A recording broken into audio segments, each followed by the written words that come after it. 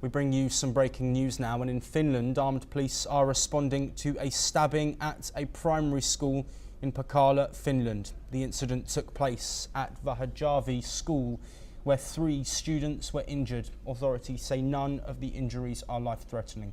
The suspect, also a student, was taken into custody shortly after the attack. Police are now investigating reports that the victims may have been specifically targeted.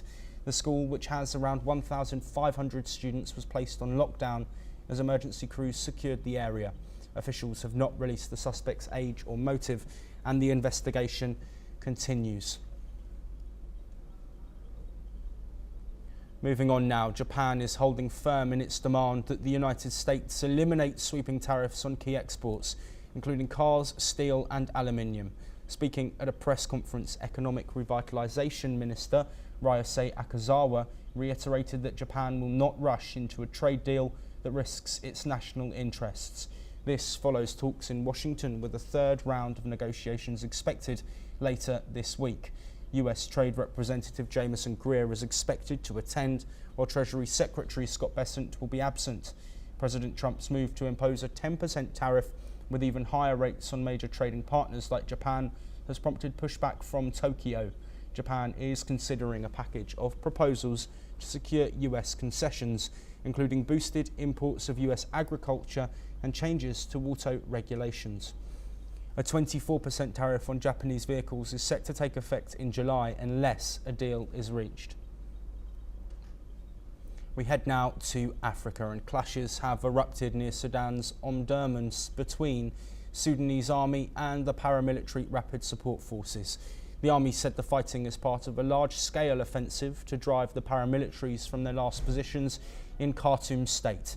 The conflict, ongoing since April 2023, pits the Sudanese army against the Rapid Support Forces. Recent weeks have seen a sharp escalation, with multiple drone attacks by the paramilitary group.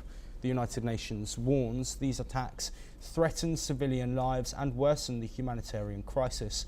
The 2-year war has killed tens of thousands and displaced over 13 million people. Sudan's healthcare system is on the brink of collapse, with up to 90% of hospitals forced into closure.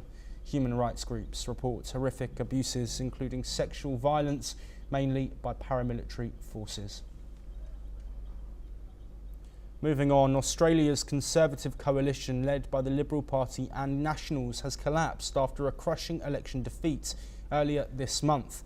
The two right-leaning parties, which have governed together for most of the last century, traded blame over the loss. Nationals leader David Littleproud announced they would not re-enter a coalition agreement with the Liberal Party, citing disagreements on issues like nuclear energy and infrastructure funding for rural areas. The Liberal Party, the larger partner, lost over a dozen seats in the May election, with voters rejecting policies such as slashing the public service. The coalition, known as a singular force in Australian politics, has split before, but never to this extent. The move marks a seismic change in the country's political landscape and comes just weeks after a federal election that saw Labor win a second term in a landslide victory.